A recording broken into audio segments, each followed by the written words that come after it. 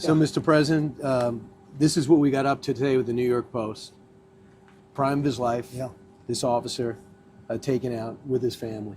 You placed the call earlier this week. Why was it important for you to talk to Stephanie?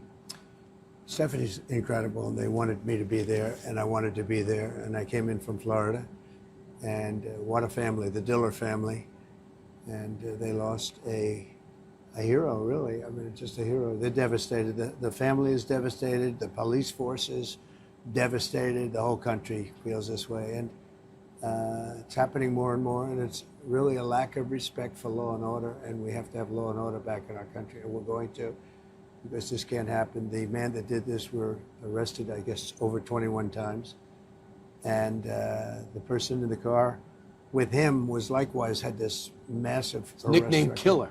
Yeah, nickname Killer. They think it's great. They think it's real cool. It's not cool. And what a family I just saw. And what love in that family. Just incredible to have somebody taken out like that. And Ryan, the baby, 1-year-old, is never going to be the same. I mean, you know, it's doesn't know yet what the meaning is, but it's certainly going to have a big impact. That whole family is just so, I see it often. But usually it's for different reasons. This was a brutal murder.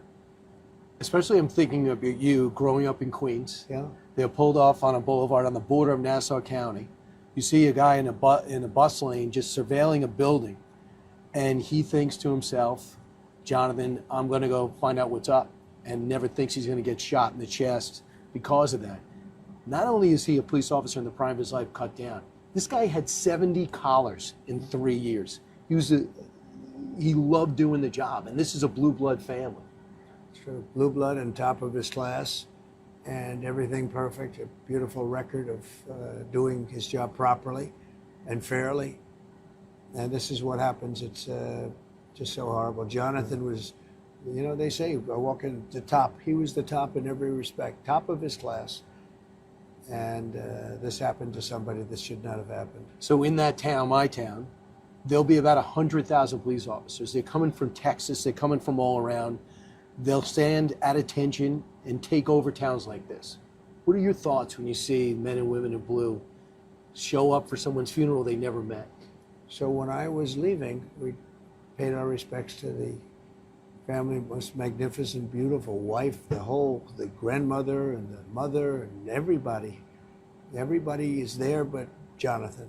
And what a scene. But when I was leaving, we're driving down the road, and it felt like we were driving for miles, and there were men and women in blue.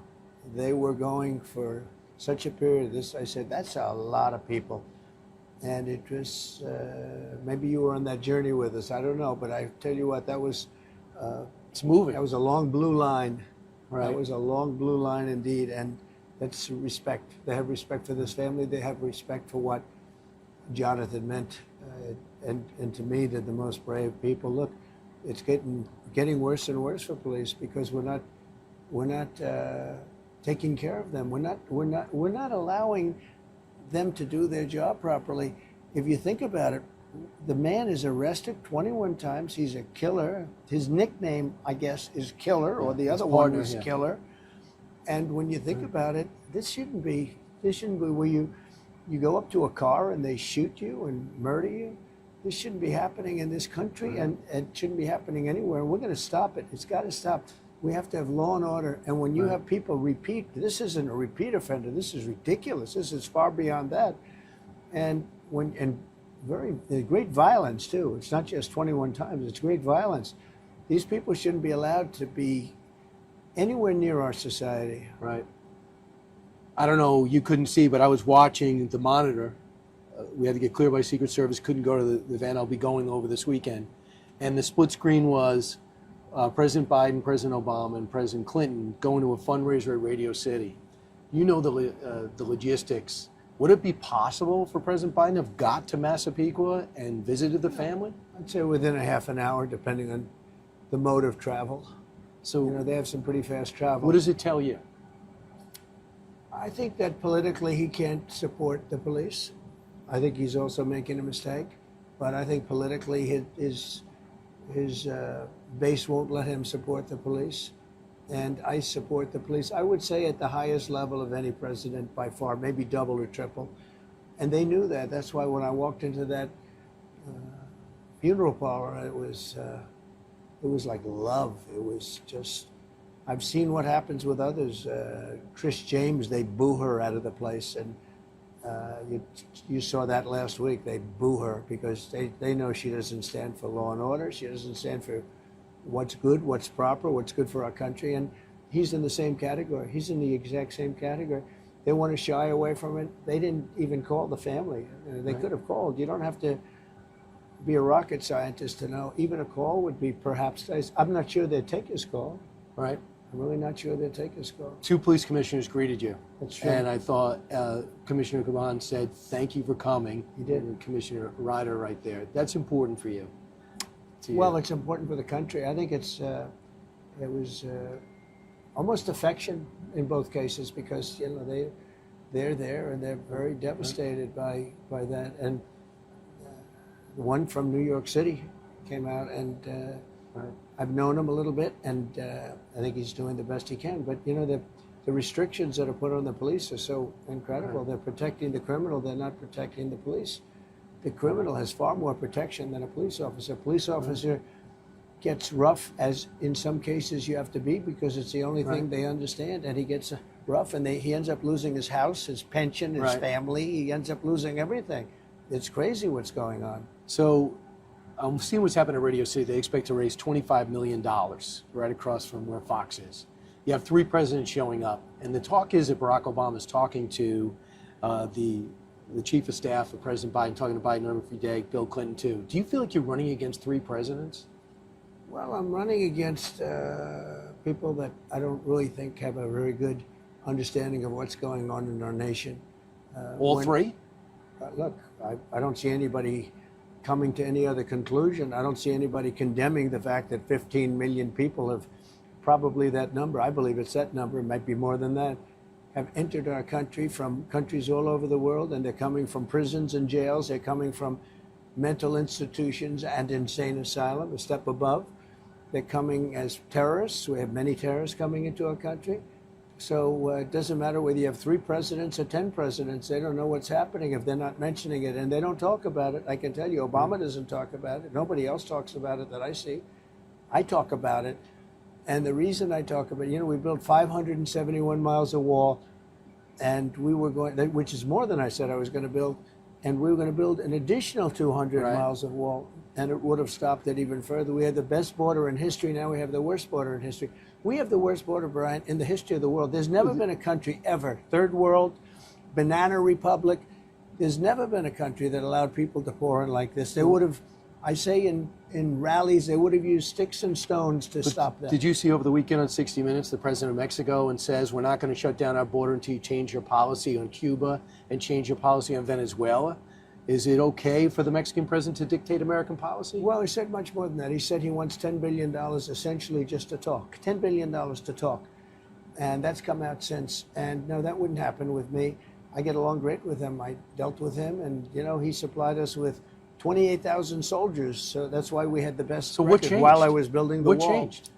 A lack of respect for the president. It's very simple. Lack of respect for the president. They would never say that to me. They would never say, before we even talk, they want $10 billion a year. Mexico just asked for $10 billion a year. They would never ask it. I wouldn't give them 10 cents. They know that. They'll end up paying us $10 billion a year before that would happen. No, it's lack of respect for our president, lack of respect for our country. But the country's led by a man who can't put 2 sentences together.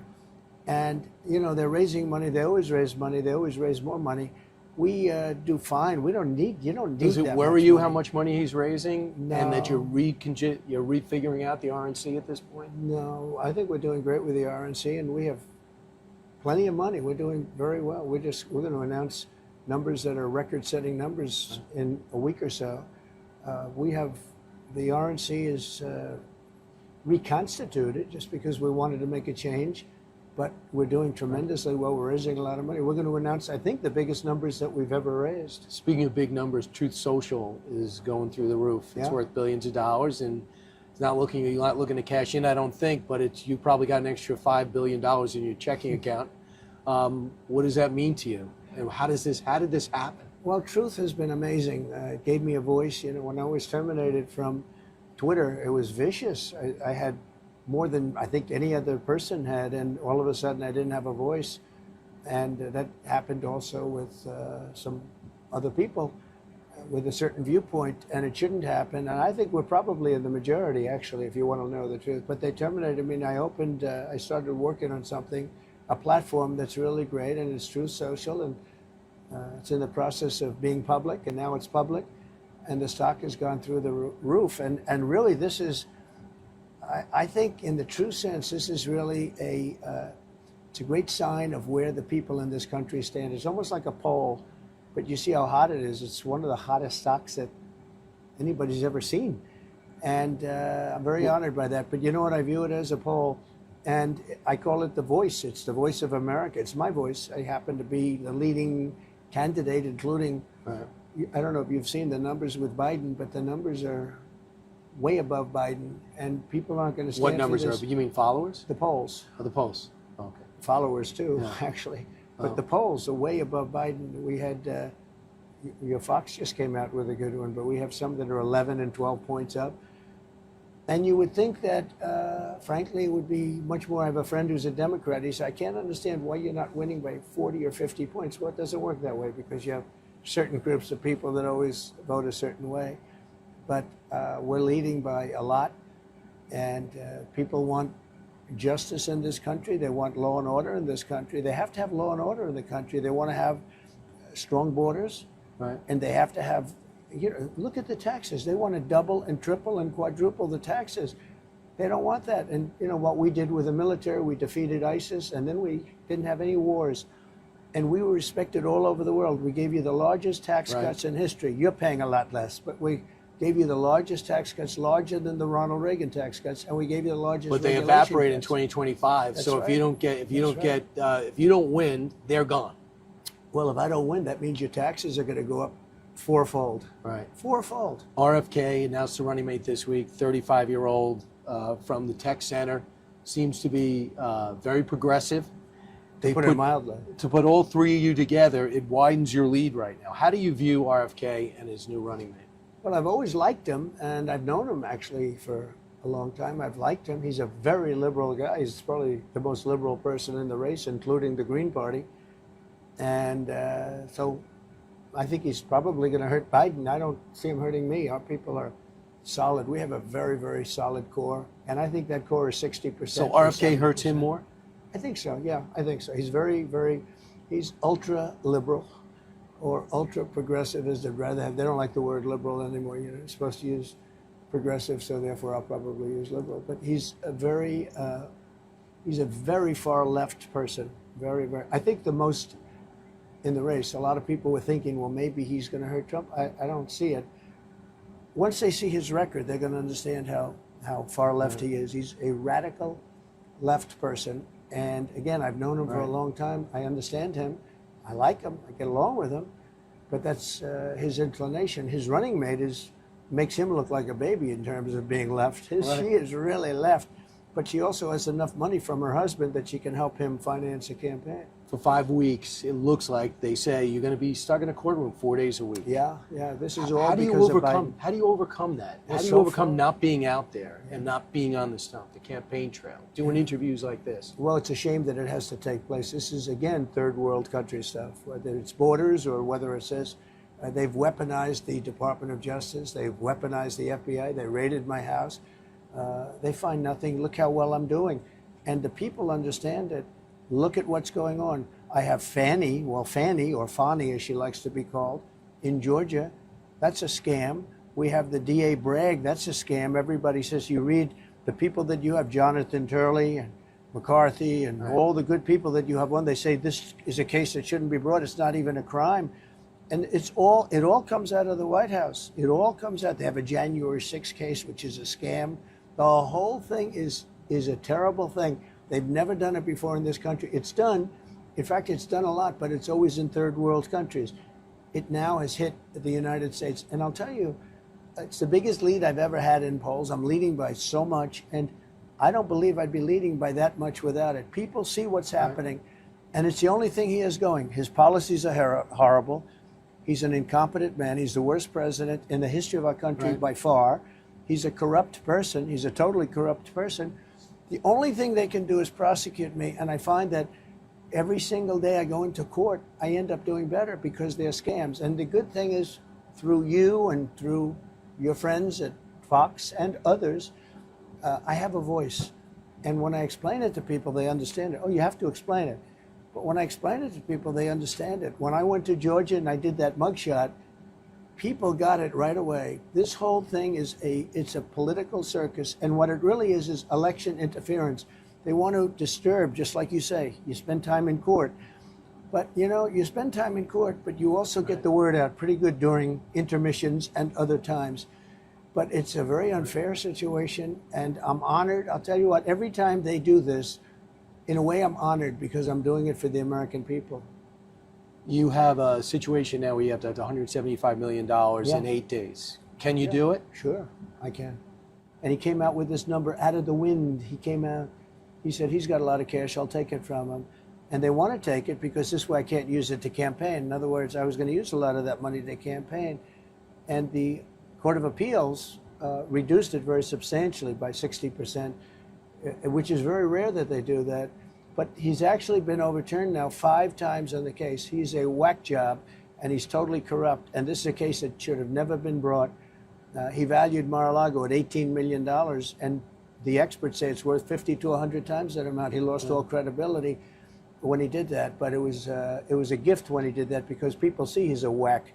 Now, he's a corrupt judge, and Letitia James is a corrupt person, and what it's doing is keeping people out of New York. I hear the New York Stock Exchange is complaining. Everybody's complaining because people see this scam that they're running, and it's keeping people out of New York. It's keeping people from investing in it. They don't have to be here.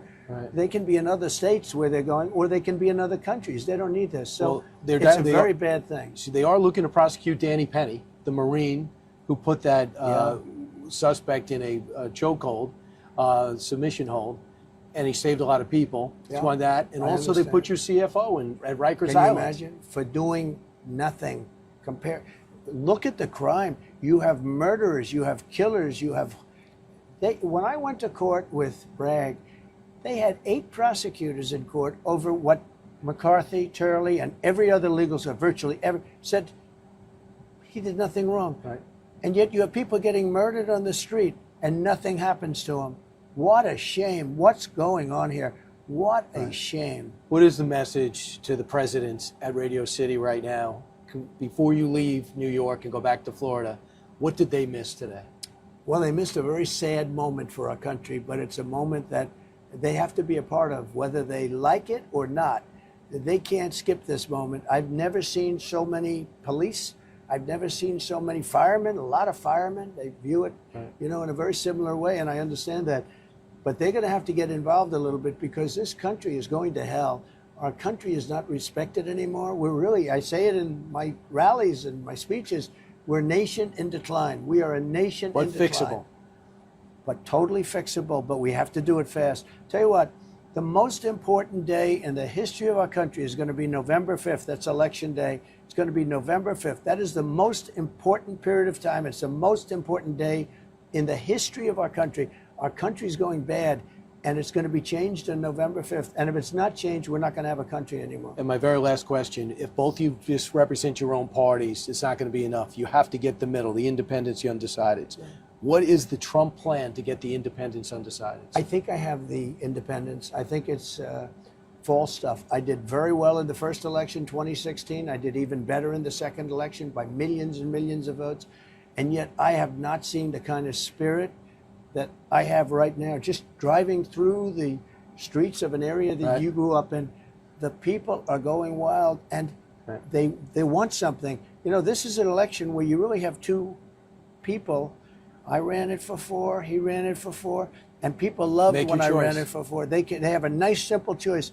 Right now, we have a porous country. We have a country that's going to hell. We have a country that's a crime-ridden mess. And I'll tell you something, when you take a look at what the migrants are doing, we have a new category of crime. It's called migrant crime. They call them newcomers. Yeah, they want to call them newcomers. That's true. They do want to call them newcomers. It's called migrant crime, and it's vicious, violent crime. Add that to where it was before, Right. and you get yourself a big mess. No, people want safety. They want low taxes. They want good education. They want a strong military. They want to have a country that's respected all over the world. We're laughed at all over the world. We have a guy can't walk up a flight of stairs or down a flight of stairs. Literally, he can't put two sentences together. We need to be respected as a country. When Mexico says we want $10 billion a year just to talk, they would never say that to me, Brian, I tell you. Best decision you made going to All American. You're about to have it in Massapequa, a burger place. I understand your people bought you All American in Massapequa, so for that, I think you're going to be happy on the exit. That's what I've heard. Great to see you, Thank you. Mr. President. Thank you very much. Thanks so much for the Thank you. time. Thank Appreciate you very it. much.